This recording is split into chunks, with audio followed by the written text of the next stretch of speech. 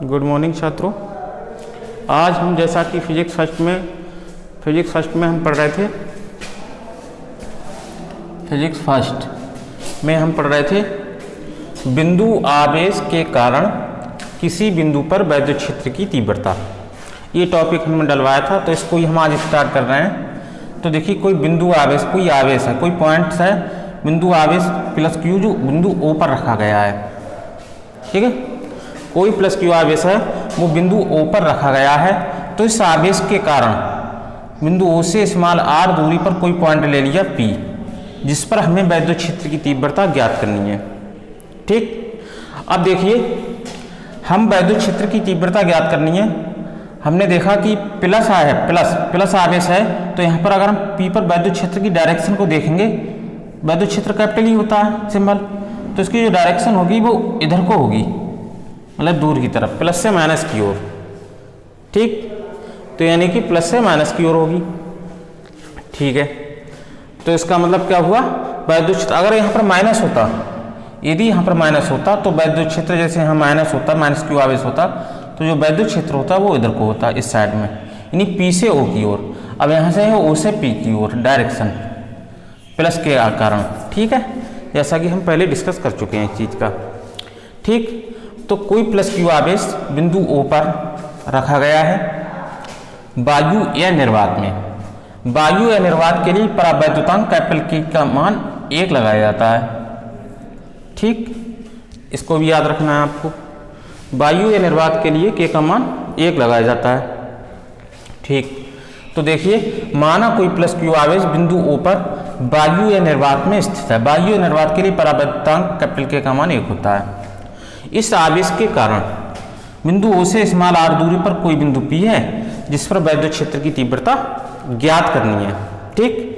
तो जिस पर वैद्युत क्षेत्र की तीव्रता ज्ञात करनी है, तो इसके लिए हम किसी परीक्षण आवेश Q0 को बिंदु P पर रख देते हैं। परीक्षण आवेश एक्सपेरिमेंट कर रहे हैं, ये ऐसा आवेश होगा जो अपने प्रभाव को शो नहीं करेगा, केवल प्लस के कारण ही वैद्युत क्षेत्र शो होगा, इसके कारण कोई वैद्युत क्षेत्र शो नहीं होगा, कोई वैद्युत क्षेत्र को प्रकट नहीं करेगा ये, ठीक है। तो इस बात को याद रखना है तुम्हें, ठीक। तो हम क्या लिखेंगे माना, ठीक है। माना कोई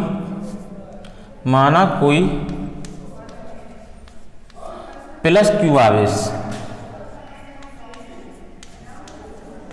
बिंदु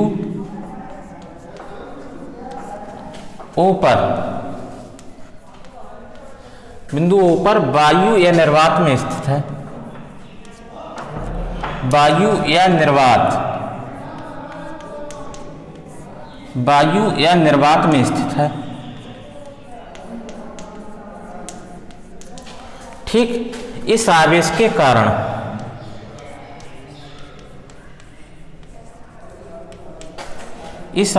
कारण बिंदु O से स्मॉल r दूरी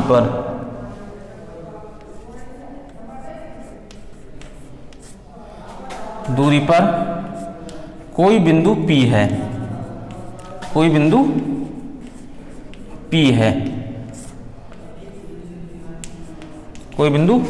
है, जिस पर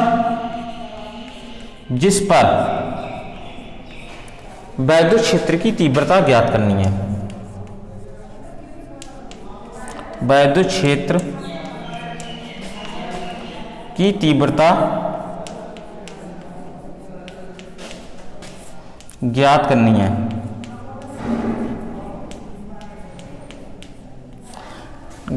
है, ठीक।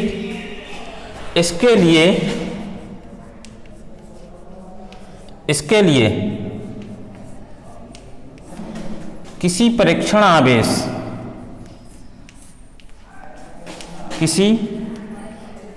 आवेश Q0 को बिंदु P पर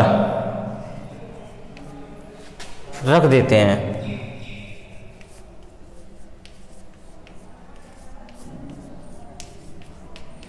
रख देते हैं, ठीक है। तब कूलाम के नियम से, तब कूलाम के नियम से, तब दो आवेश हैं,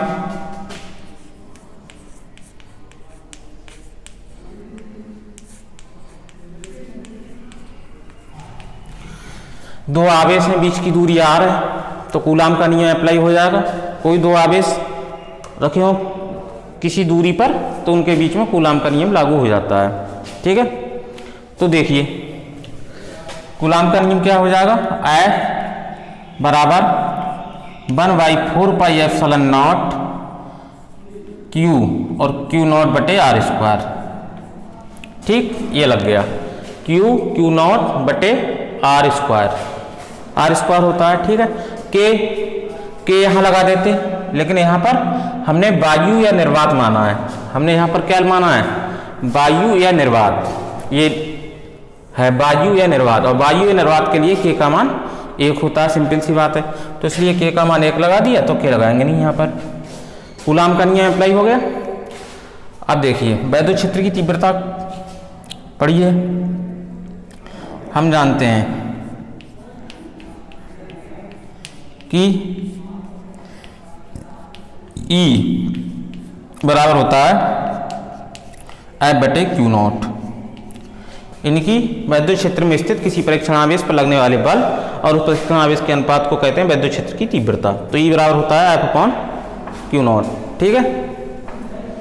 अब देखिए F की वैल्यू यहाँ पर लगा दी जाएगी, तो E बराबर हो जाएगा, F की वैल्यू लगाएंगे 1/4πε0 Q0 बटे R स्क्वायर और बटे Q0, तो Q0 से Q0 कैंसिल, तो ये बराबर हो गया 1/4πε0 Q बटे, तो ये डेरिवेशन सिद्ध हो गया अपना। वैद्युत क्षेत्र की तीव्रता किसी बिंदु आवेश के कारण किसी बिंदु पर वैद्युत क्षेत्र की तीव्रता क्या होती है, E बराबर 1/4πε0 Q बटे R स्क्वायर, इस चीज़ को याद रखना है। और जो डायरेक्शन इसकी होगी वो होगी O से P की ओर, O से P, ठीक। तो इतना हमने आज पढ़ा, और बाकी नेक्स्ट टॉपिक जो है वो कल डिस्कस करेंगे, ठीक है। Okay, bye.